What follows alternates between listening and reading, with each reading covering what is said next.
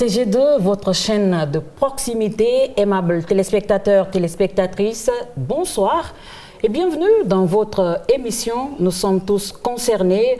Une émission du service des programmes de la RTG2, une émission qui touche tout Guinéen, quel que soit son domaine d'intervention. Chacun de son génie créateur agit pour sortir ce pays de l'ornière. Nous parlons santé dans cet autre numéro de Nous sommes tous concernés, en collaboration avec l'UNICEF et le gouvernorat de la ville de Conakry, bien sûr. Notre thème, santé sexuelle chez les jeunes et chez les adolescents. Eh bien, pour en parler, nous recevons sur ce plateau Monsieur Kamara Mohamed Saïdouba. Il est le chef service du côté de la maternité au CMC de Ratoma. Encore une fois, bienvenue à vous dans cette émission, Monsieur Kamara, bonsoir. Bonsoir, madame. Merci de répondre à notre invitation. Merci. Et bienvenue sur ce plateau dans l'émission Nous sommes tous concernés. Merci, voilà. Merci. Merci. Monsieur Kamara, oui. À l'entame, c'est quoi la santé sexuelle? La santé sexuelle, c'est cette capacité d'avoir une vie sexuelle épanouie, sûre, et avec la capacité de faire des enfants. Okay. La santé sexuelle se définit comme ça. On dit santé sexuelle et santé de la reproduction. Ok, santé sexuelle. Donc, vous voulez dire que c'est quand les appareils génitaux se portent bien? Oui, bon, quand on dit, c'est la capacité d'avoir une vie sexuelle épanouie. Et ça englobe beaucoup de choses. Okay. Ça englobe cette capacité de faire des enfants, cette capacité de faire un contact intime sans problème, d'utiliser l'appareil sexuel sans trouble fonctionnel, trouble anatomique, c'est-à-dire tout marche à la normale. Okay. Alors, quand est-ce qu'on parle de santé sexuelle, quand est-ce une bonne santé sexuelle, est-ce qu'il y a des maladies qui infectent notre santé sexuelle? Oh, effectivement, il y a des maladies. Quelles sont ces maladies qui infectent notre santé sexuelle? C'est ce qui interpelle à des sensibilisations pendant les rapports sexuels. Et il y a si on a plusieurs partenaires, on parle d'utilisation de préservatifs pour éviter les MST et SIDA. Et également, il y a trop de stress au travail, trop de stress en famille. Ça affaiblit la sexualité. Ça affaiblit la sexualité. Ok. Et une mauvaise alimentation également, ça affaiblit la qualité des spermes et également la qualité de l'érection. Okay. Et l'acte sexuel ne sera pas satisfait. Okay. Ne sera pas satisfaisant. Ok. Oui. Mais ça, chez les hommes. Oui. Et quand on prend chez les femmes? Bon, la femme également doit éviter le stress, surtout quand il y a un désir de maternité. Le repos est là, moins de stress et la bonne alimentation. C'est pourquoi nous faisons même des compléments alimentaires pour soutenir l'alimentation de la femme. Et quand on parle de santé sexuelle chez la femme, ça veut dire elle est atteinte de quoi? Qu'est-ce qu'on veut dire? Bon, si on parle de santé sexuelle, c'est le bien-être de l'appareil génital de la femme. Un appareil génital sans problème, sans infection, et un appareil sexuel qu'elle utilise sans qu'elle ne se plaigne pendant les rapports. Si elle veut faire des enfants, elle fait à temps voulu. Ça, c'est la santé. Mais dès que la capacité de faire, la volonté de faire des enfants ne vient pas à temps, il y a problème. Vous avez touché ici des infections. Quand il y a les infections chez la femme, ça veut dire que votre santé sexuelle est atteinte. Oui, parce que les infections, non seulement pendant les rapports, ça va dégager des odeurs. Pendant les rapports, il y a des douleurs. Il y a certains germes même qui vont perturber ta fertilité. On les appelle les chlamydiés, qui vont commencer par le vagin, ça passe à travers le col, ça atteint l'utérus, ça prend les annexes, et puis ça bouge totalement les trompes et c'est des difficultés à la longue. Ça, c'est chez les adultes. C'est les adultes et tous ceux qui sont sexuellement actifs. Toutes les femmes qui sont sexuellement actives, que ce soit adultes, jeunes, peuvent attraper cette maladie des MST. Ok, vous avez parlé des infections, vous avez parlé des odeurs, mais il peut y avoir des femmes qui souffrent des infections qui ne sentent pas. Oui, ça dépend du germe. Il y a des germes, quand ils donnent des infections, des leucorrhées, ils ont leurs caractéristiques spécifiques.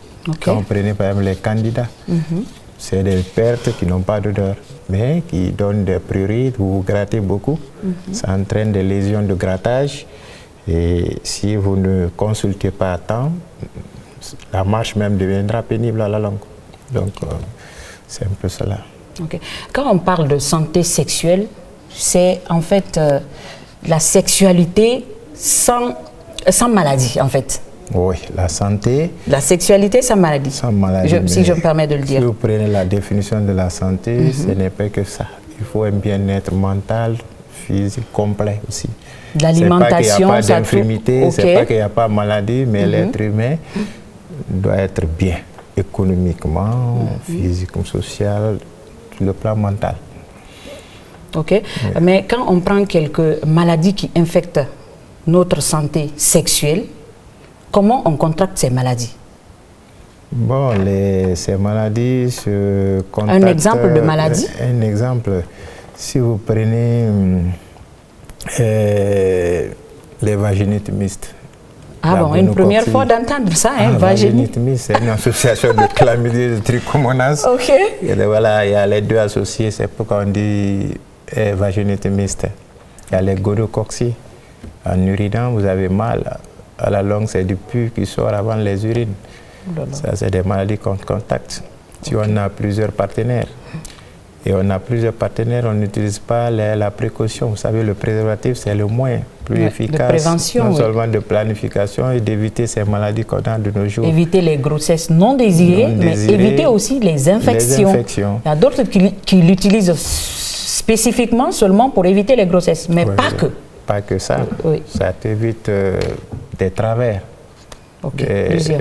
Plusieurs problèmes. Hein. Les MST et le sida, ça te protège contre tout ça. Aimables téléspectateurs, vous êtes dans votre émission « Nous sommes tous concernés ». On parle santé dans cette émission. Alors, docteur, on a deux cas, l'adolescence et la jeunesse. Quand on prend ces deux cas, les âges diffèrent. Effectivement. Voilà. Est-ce qu'on peut dire que les jeunes, comme eux, ils ne sont pas mûrs, ils ne sont pas bien renseignés? Est-ce qu'on peut dire que ces jeunes sont les plus exposés à ces maladies sexuelles? Effectivement, parce qu'ils sont bleus, novices. Les pays qui n'arrivent pas à élaborer un système d'information, d'éducation de leur jeunesse, des ados, des jeunes, voilà, ces jeunes sont exposés à ces maladies-là parce qu'ils ne sont pas suffisamment informés. Et non seulement chez nous, tout est tabou. La maman ne dira jamais à sa fille, tu vas avoir les règles. Justement. C'est devant les faits accomplis ou bien c'est une copine, une camarade qui va la dire, ah, attention, ça c'est les règles. Tu vas voir que la jeune fille, elle est surprise, elle est ébahie, ça perturbe en fait. Il faut préparer le mental des enfants. Effectivement. Chez nous, ça ne se fait pas et le système sanitaire également n'en répond pas. Est-ce que vous voyez, donc nos jeunes sont exposés au MST, SIDA, la fréquence, la raison pour laquelle c'est très élevé, je n'en ai pas en tête, mais très élevé. Ils font des efforts pour réduire, mais ça reste encore très élevé parce que ces systèmes-là ne sont pas développés dans notre pays. Donc il faut éduquer sa jeunesse. Il faut les encourager à venir aussi vers nos structures. Vous savez, les femmes qui prennent des grossesses non désirées, non? Oui.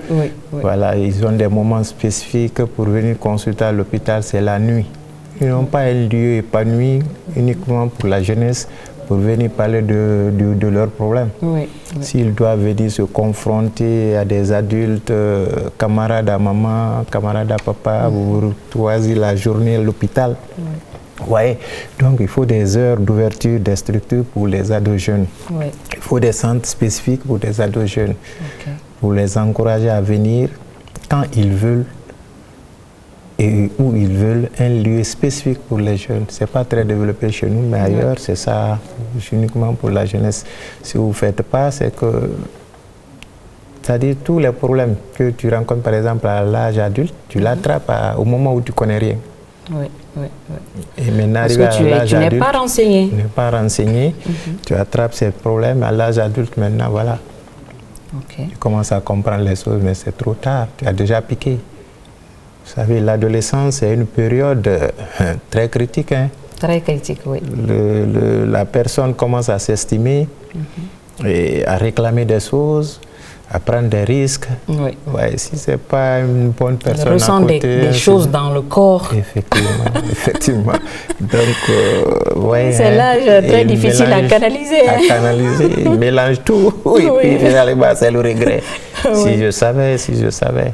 Okay. Mais c'est possible, on peut gérer, on peut gérer. Bon, qu'est-ce que vous faites dans ce sens quand vous recevez par exemple les ados qui ne sont pas suffisamment outillés, informés sur la santé sexuelle? Est-ce que vous prenez votre temps de prodiguer des conseils, même s'ils ne sont pas venus pour ça, mais est-ce que vous avez un petit temps pour eux de les sensibiliser? Oui, dans tous les centres de Conakry, il y a quand même des services. Services de maternité, services de planification. Il y a les services de SA, on dit soins après avortement. Okay. Ça sert à la fois adultes et jeunes qui peuvent venir. Il y en a qui peuvent provoquer des avortements ailleurs. Ils viennent, vous arranger, ça vous paye enseignant, vous sauvez la vie. Également, il y a les besoins de planification. Il ne faut pas que le personnel mette la barrière, parce qu'il y en a parmi les médecins. Selon leurs croyances religieuses, un jeune célibataire ne doit pas parler de planification. Bien sûr. Mais l'Afrique a ses réalités, ça nous bloque quelque part. Donc il faut que le personnel laisse ces réalités-là s'occuper que de la santé. L'État les a mis pour ça, non pour faire la religion. Okay. Donc quelqu'un qui est nécessiteux, qui vient dans une structure, je crois vraiment il faut s'occuper. Il y a aussi des adolescents oui, on parle des adolescents qui viennent vous rencontrer pour ces maladies, pour par exemple ces infections, pour les détecter. Je pense qu'il faut des touches ou quoi? Les adolescents qui refusent carrément. Quand ils arrivent, le médecin doit jouer le policier à la fois, essayer de comprendre la situation, fouiller. Vous savez, la plupart de nos diagnostics, c'est l'interrogatoire, c'est qu'on se dit.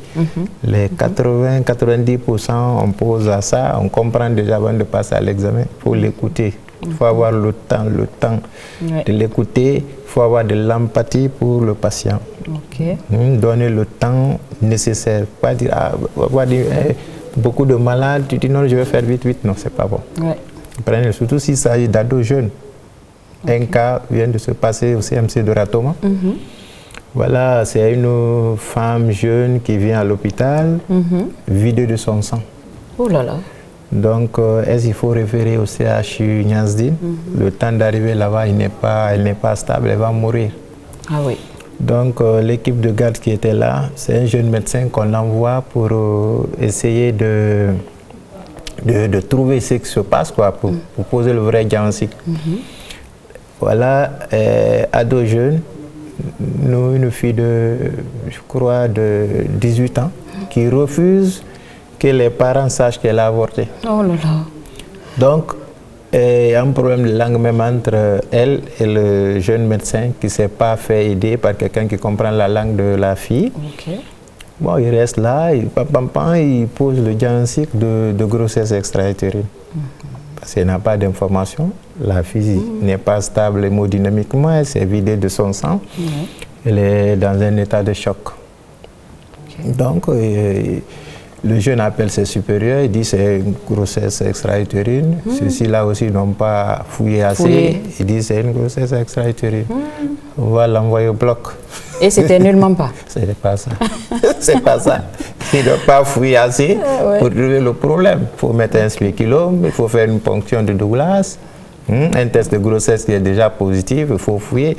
Ah oui. Donc, directement, des tests de grossesse, vous pouvez poser et que ça sorte positif, mais nul n'en est. La grossesse, si on dit extra-utérine, c'est des grossesses qui ne sont pas dans l'utérus. Hors utérus. Ils sont ailleurs, dans les trompes, ils sont au niveau des ovaires, ils sont au niveau de l'abdomen, ils sont au niveau du col. Mais donc, en fait, les textes montrent que vous portez la grossesse. Il y a la grossesse, mais il faut donner le siège de la grossesse pour pronostiquer. Donc ici, ils ont pris au bloc. Wow. Qu'est-ce qui a entraîné ça? Manque de communication. Elle a refusé, elle est jeune, elle ne veut pas que les parents comprennent ce qu'elle a fait. Oui. Ça, donc, d'expérience, d'explication, on s'écoute, on se parle au bloc. On s'est dit, mais l'utérus est un peu augmenté de volume. Est-ce que ce n'est pas les débris? La personne de l'avortement clandestin, elle a dû à faire, elle a laissé des débris dedans. Il faut y mettre le spéculum, essayer d'aspirer cette fille. Après l'intervention, on a fait le pansement, tout.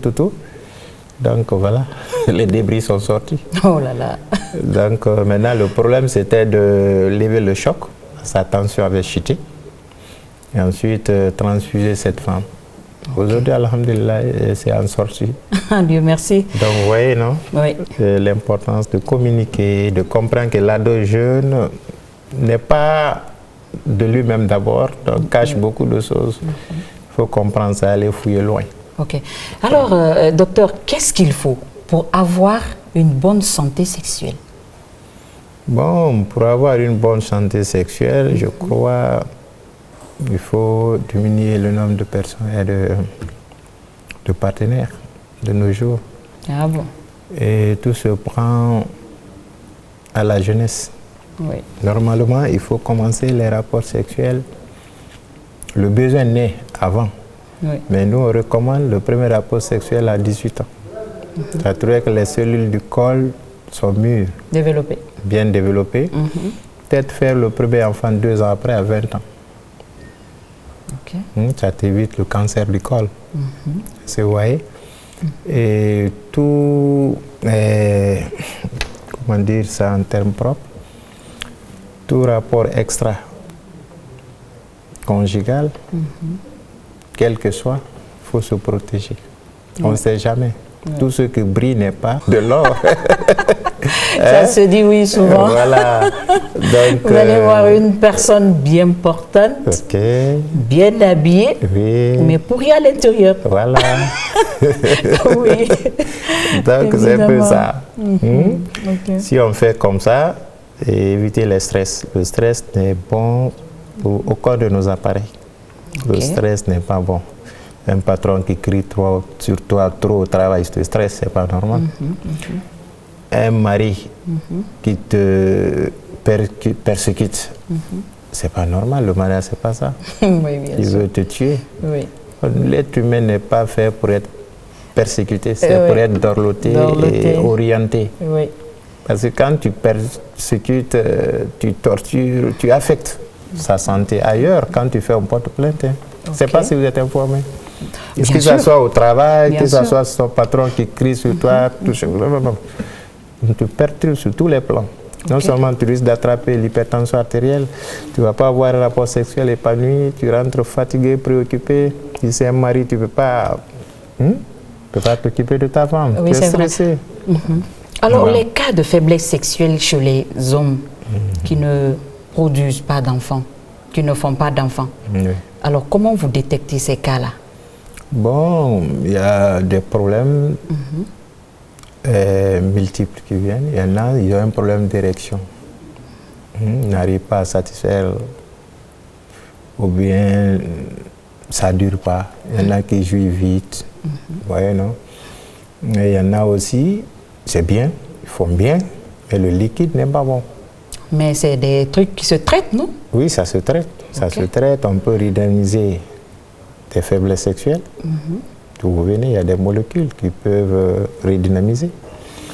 Et il y a un examen qu'on demande aux concernés, le spermocytogramme. Dès que vous faites cela, on vous détermine le diagnostic. Si c'est les spermes qui sont fatigués, si c'est les spermatozoïdes qui sont mal formés, si c'est la quantité de liquide spermatozoïde qui est insuffisante qui fait que l'enfant ne vient pas. Donc dès que c'est signalé, on essaie de corriger. Parce que le plus souvent chez nous, dès qu'on n'arrive pas à concevoir, la femme n'arrive pas à concevoir, peut-être que la faute c'est sur l'homme, défaut, faiblesse de sperme, je ne sais pas, mais on rejette toujours la faute sur la femme. Effectivement. Voilà. Effectivement, il y a des femmes, il y a des hommes. Est-ce que ces cas, vous conseillez, vous appelez les deux couples pour les traitements ou bien c'est l'homme seulement qui se traite? Le plus souvent, c'est toujours la femme qui se traite. Toujours la femme qui est sous traitement, mais l'homme, vous allez voir que c'est la faute. Il avec son problème. Son problème, c'est à lui la faute, mais lui, il ne vient pas se traiter. Est-ce que vous rencontrez ces cas comme ça? C'est fréquent, des hommes, ils ne veulent même pas entendre. Tu dis, viens, il dit non, moi je suis en bonne santé. Moi je suis en bonne santé. Parce que j'arrive à faire ça, j'arrive à faire ça. Oui. Oh, il n'y a pas que ça, il faut aller voir le liquide. Oui, voilà, bien sûr. C'est fréquent, hein, et c'est des dossiers très sensibles. Que si un couple est comme ça, il faut dorloter le patron. C'est lui qui est là peut-être à financer tout, jusqu'à ce qu'il vienne pour qu'il fasse le traitement. Et bon, normalement pour infertilité, c'est le couple qu'on traite. Mais si c'est comme ça, tu arrives à comprendre l'orgueil ou un petit peu, c'est pas... L'homme ne veut pas que la femme comprenne que c'est lui la faute. Il faut essayer de mettre l'homme dans l'état qu'il souhaite. Préparer le mental pour l'aborder. Pour l'aborder. Et vraiment beaucoup de sensibilisation, d'efforts. On arrive en dehors même de la femme. Vous traitez ça, médecin, mari. N'associez pas la femme. Quand il dit, ah, tu n'as rien trouvé sur mon mari, il dit non. Parce que il y a la confidentialité qu'il faut assurer. Si le mari sait qu'il y a confidentialité chez toi, son intimité est respectée, il viendra. C'est quand il va te donner l'ordre, informer ma femme que j'ai tel problème, vous allez dire, sinon c'est médico-légal aussi. Chacun son problème. Justement. Aimables téléspectateurs, vous êtes dans votre émission.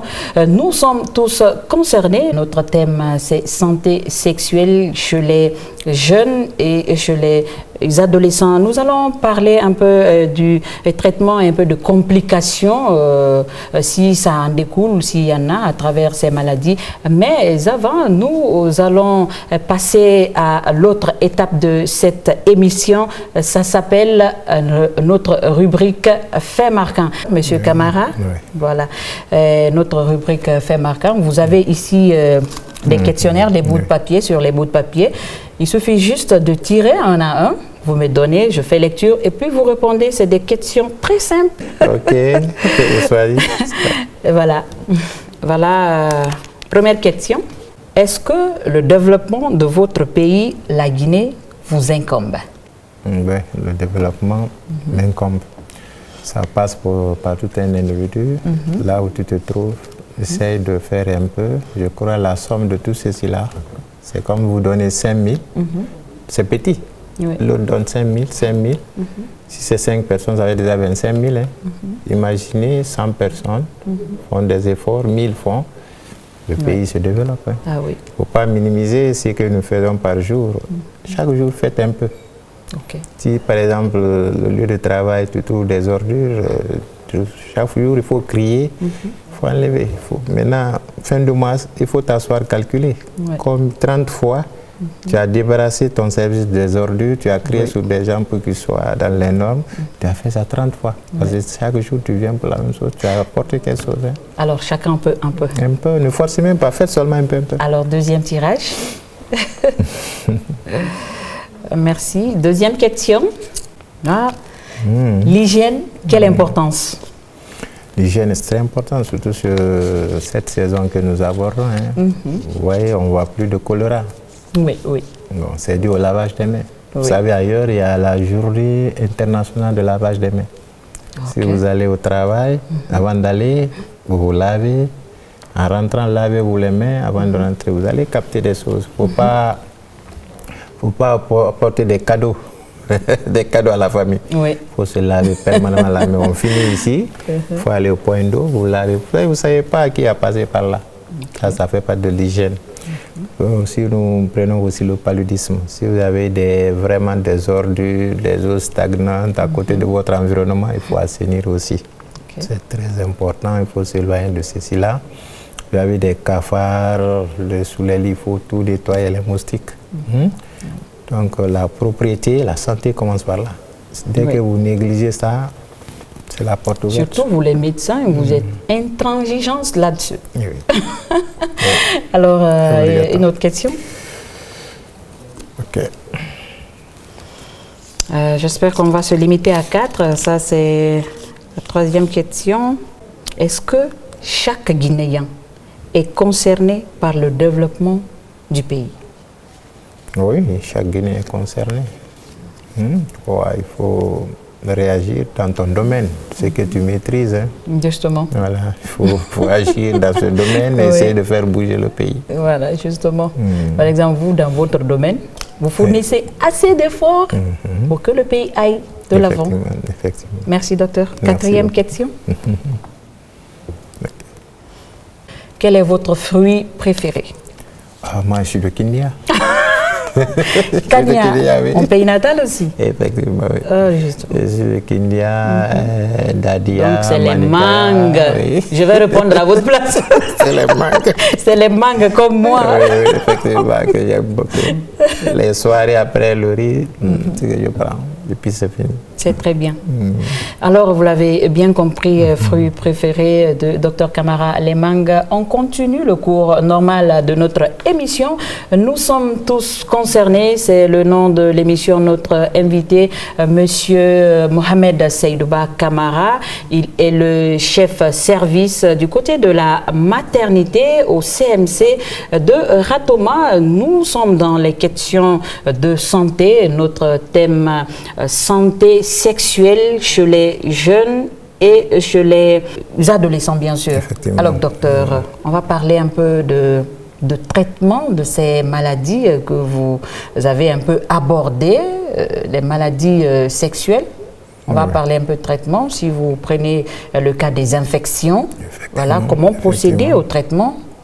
Ok, quand nous prenons les infections, il faut examiner la femme et poser, parce qu'il y a des types d'infections génitales. Oui. On va voir que c'est une association de chlamydia et de trichomonas, et de candida albicans. Il y a la façon de traiter ça. Oui. Et si vous trouvez aussi que c'est des chlamydiés, il y a la façon de traiter ça. C'est gonococcie, façon de traiter. Donc, nous utilisons les antibiotiques, des ovules, des effets de toilette que nous prescrivons aux gens. Et on ne traite pas une seule personne. Il faut traiter les partenaires. Oui, le couple. C'est pourquoi dans une de nos langues, on dit suroukuye. Ok. La chaîne est longue. Si vous avez plusieurs partenaires, la chaîne est très longue. Suroukuye. Suroukuye. Ça veut dire tu traites, après elle revient. Parce que tu n'as pas traité le partenaire. Et que vous prenez des produits comme pression, on dit madame, prenez ça, prenez. Bon, si c'est une famille polygame, il y a 3 autres femmes, il y a 2 autres femmes, c'est difficile. Il faut traiter toutes ces femmes. Parfois, elles refusent. Ça ne peut pas l'imposer des produits. Bien sûr. Il faut que le mari intervienne. Donc, si vous avez 4 femmes, un seul homme. Oui. Comment traiter tout ceci? L'infection. Le docteur n'aura pas de succès, c'est très compliqué. C'est compliqué, ouais. Ça devient compliqué. Alors, pour les toilettes, le plus souvent, certaines femmes utilisent les savons parfumés pour les toilettes. Est-ce que c'est recommandé? Est-ce que c'est bon? Non, ce n'est pas recommandé. Vous savez, le vagin, c'est comme la forêt. C'est comme la forêt. Les feuilles qui tombent là, il faut les laisser pourrir là-bas pour faire des engrais. Normalement, le vagin, ce n'est pas de la pagaille. Ça peut donner l'infertilité. Il y a la flore vaginale qui a son pH qui est acide. Les femmes qui abusent des toilettes, chaque fois, ils veulent être propres, les doigts sont là, ils sont en train de gratter. C'est pas normal. Il ne faut pas mettre les mains là-bas chaque fois. Et le type de savon à utiliser, c'est les savons neutres qu'il faut mettre là-bas. Qui n'ont pas d'odeur? Qui n'ont pas d'odeur. C'est le savon Yaman que les femmes utilisent. Le plus souvent? Celles qui ont les moins, il y a des antiseptiques, des effets de toilette, Citia, des trucs comme ça, qu'on utilise, qui se trouvent dans les toilettes. Mais même ça, il ne faut pas en abuser. C'est des moments, il ne faut pas mettre les doigts dedans. Il y a les poires, on dit poires vaginales qui se trouvent. Vous aspirez, vous pompez, ça sort. Voilà, mais quand vous abusez, non seulement vous gâtez deux choses. Il y a la glaire cervicale que vous allez détruire, il y a la flore que vous détruisez. Et ça, à la longue, c'est l'infertilité, à la longue, c'est les rapports sexuels qui sont douloureux. Parce que vous grattez dedans, vous blessez trop. Et si tu remarques, les femmes, généralement, qui ne sont pas assez propres, là, font beaucoup d'enfants. Parce qu'ils ne touchent pas là-bas. Ils ne touchent pas. Alors, il faut briser la glace. C'est sans tabou. Les questions de santé, c'est sans tabou, et mes téléspectateurs. Voilà. Donc, c'est un peu cela. Les femmes doivent laisser ce coin-là. S'ils ont des problèmes, ils viennent à l'hôpital, on va s'occuper. Au risque de détruire leur flore, s'exposer à les douleurs pendant les rapports sexuels et détruire leur glaire cervicale. C'est par la glaire là que les spermatozoïdes montent pour aller féconder les ovules. Si vous détruisez, là où on dépose, ça reste là-bas. Donc vous voulez dire qu'en faisant les toilettes, il ne faut pas mettre les doigts? Non, il ne faut pas mettre les doigts dedans, c'est pas chaque fois ou bien il ne faut même pas mettre? Il ne faut même pas mettre. Il faut chercher poire vaginale, vous aspirez l'antiseptique, vous pompez dedans. Si vous êtes trop emmerdé, venez à l'hôpital. On va trouver des solutions. La main n'est jamais propre. Jamais. Jamais propre. Vous pouvez laver. Vous réexaminez votre main, vous allez trouver des microbes. Il y a des microbes résiduels. Regardez les femmes qui font ça, ils ont des infections chaque fois. Parce que ça se promène partout. Tu vas laver, les résiduels là sont là. Les microbes résiduels, donc permanemment tu as ce problème. Donc les infections, pas que la transmission, mais les mains aussi peuvent infecter. Oui, c'est pourquoi il y en a qui ont décrété. On peut penser que c'est les rapports sexuels qui donnent les infections. Mais les touches aussi, je pense. Oui. Toi-même, tu peux t'infecter. T'infecter toi-même. Pas seulement l'homme. Voilà. Alors, ce qui est bien dit, docteur, quand on prend le côté en fait, traditionnel, il y a beaucoup qui aiment faire recours aux thérapeutes pour le traitement. Qu'en est-il de ces cas? Bon, on dit le traitement des infections, je suis en train de prendre un traitement traditionnel, ça se dit. Mais vous savez, ce qui est... Parce que le plus souvent, on dit excusez-moi, le sourcouillé là, voilà, les pertes, c'est sourcouillé, voilà. Le plus souvent, on dit que ça ne se traite pas à l'hôpital, il faut traditionnellement prendre les médicaments pour que ça quitte. C'est pas réel, c'est pas réel. Cette notion, ça pourrit nos sociétés. Ça fait que certaines femmes, même s'ils ont des trucs qu'ils sentent, c'est pas leur problème. Ils disent que c'est normal parce que nos parents pensent que quand tu traites ça, tu vas tomber enceinte. Et justement, j'allais en venir. C'est des fausses rumeurs, des fausses connaissances qui sont là et qu'il faut surtout combattre. Chez les jeunes, on ne traite surtout pas. Nos parents refusent de traiter les infections chez les jeunes. Parce qu'au risque, ils ont peur, disant que ces enfants-là vont tomber enceintes en traitant les infections. C'est des mentalités que l'on a, docteur. Il faut se départir. Si ça perdure, l'infection, ça reste là, ça évolue, ça remonte. Vous trouverez des femmes qui naissent, qui vieillissent dans nos communautés sans enfants.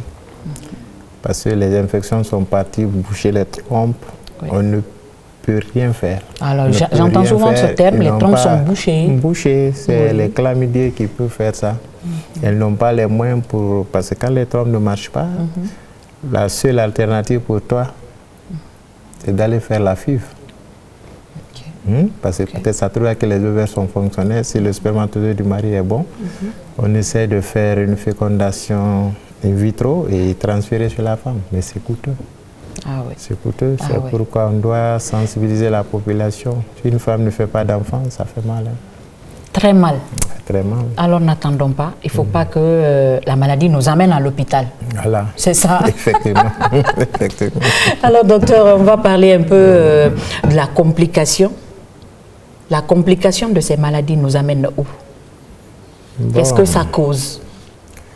Quand tu atteins de ces MST, à la longue, comme je vous ai dit, les rapports sexuels seront très douloureux. Ensuite, ces infections, il y a un type là, le HPV, qui peut attraper le cancer du col. Ça fait partie de la santé, des composantes de la santé, les cancers du col. Le cancer du col, c'est très fréquent alors là. Oui, le risque principal de ça, c'est d'avoir plusieurs partenaires. C'est des femmes qui fument, la cigarette. C'est des mariages précoces. Les femmes qui se marient précocement. Le col, la structure du col, les cellules ne sont pas encore mûres. Ça expose au cancer du col. Et toujours pour aider les ados jeunes, par exemple, nous, on a été formés par une société américaine qu'on appelle JH Paigo. Donc, c'est de dépister ces lésions-là précancéreuses qui peuvent devenir des cancers à temps, pendant que ce n'est même pas visible, pendant que c'est asymptomatique. On a un produit qu'on appelle de l'acide acétique qu'on applique sur le col. Et dès qu'on voit des sens de fixation, des zones de fixation, on essaie de faire la cryothérapie. On soigne. Si c'est en phase de lésion précancéreuse, on soigne. C'est pourquoi chaque femme, les ados, normalement on doit sensibiliser. C'est le système que les hôpitaux doivent développer, aller sensibiliser les jeunes. Chaque année, la femme doit venir se faire dépister du col. Chaque année. Et les seins, il y a les cancers du sein aussi. Du sein aussi, oui. Chaque mois, la femme doit s'autopalper les seins. Chaque mois? Chaque mois. Tu fais l'autopalpation. Je pensais que c'était chaque jour ou bien? Non, une fois dans le mois et une fois dans l'année par un médecin. C'est les médecins qui vont palper ou bien quoi? Oui, les médecins peuvent palper. Ils peuvent palper sans problème. Et ils vont dire que les maris vont palper, mais les médecins... Oui. J'ai vu un cas, c'est le mari qui a découvert lors du palpé. Il a découvert, il dit, madame, il y a quelque chose. Ils sont venus. Ah oui. Et bon, ça a trouvé que c'était un abcès qui était là. Bon, on a essayé de résoudre. C'est le mari, un abcès enquisté. C'est très bien, c'est très bien. C'est pourquoi il faut se laisser palper les seins, soit par toi, par le mari, par le médecin. Vous savez, pour le médecin, c'est important. C'est important pour le médecin parce que vous pouvez voir quelque chose, une tuméfaction au niveau du sein, vous négligez, vous pensez que ce n'est pas ça, ou bien vous sautez. Ou bien c'est passager. Voilà, c'est pourquoi quand vous faites, si le mari n'a pas trouvé, vous n'avez pas trouvé, le médecin va trouver une fois par an. Les cancers précocement pris en charge, peuvent guérir, une chance de guérison, mais si vous venez tardivement, c'est un problème. Donc, retenez, dépistage du sein, dépistage du cancer du sein et dépistage de les lésions précancéreuses du col chaque année. Autopalpation par la femme elle-même une fois dans le mois. Pour les femmes qui ont les parents qui ont déjà attrapé un cancer du sein, doivent en faire plusieurs fois par un médecin. Plusieurs fois parce que le risque est là déjà. Voilà. Alors, docteur, nous tendons presque vers la fin de cette émission. Nous sommes tous concernés, une émission du service des programmes de la RTG2. Alors, vous avez certainement un appel à lancer pour maintenir notre santé sexuelle. Que faire? Merci. Un dernier message, c'est que la femme ne doit pas s'éloigner de l'hôpital. Diminuer le nombre de partenaires. Surtout le temps que nous vivons, il faut diminuer le nombre de partenaires. Et ceux qui désirent des enfants, éviter les stress au travail, dans la famille.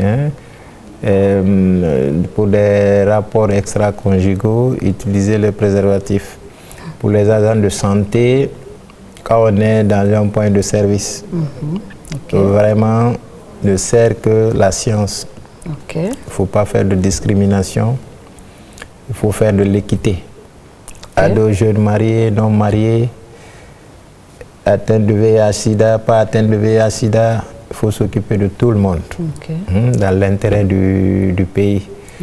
Donc, avant de clore ça, je dois remercier également votre station et profiter de l'occasion de remercier mes supérieurs, le ministère de la Santé, la direction régionale de la santé et la direction communale de la santé, et également la direction de l'hôpital du CMC de Ratoma, sous le contrôle desquels je parle ici. Je vous remercie. Ce qui est bien dit. Oui. Docteur. Oui. Monsieur Camara, merci d'être sur ce plateau. Merci. Aimables téléspectateurs, ainsi prend fin cette émission. Nous sommes tous concernés, c'est le nom de l'émission. On a abordé dans cette émission les questions santé, thème santé sexuelle chez les jeunes et chez les adolescents. Nous allons dire grand merci à notre médecin qui s'est prêté à notre question, Monsieur Camara Mohamed Seydouba. Grand merci à tous qui ont concouru pour la bonne marche de cette émission. Quant à moi, je vous retrouve dans un autre numéro. Grand merci à vous de nous avoir suivis, où que vous soyez dans le monde. Au revoir.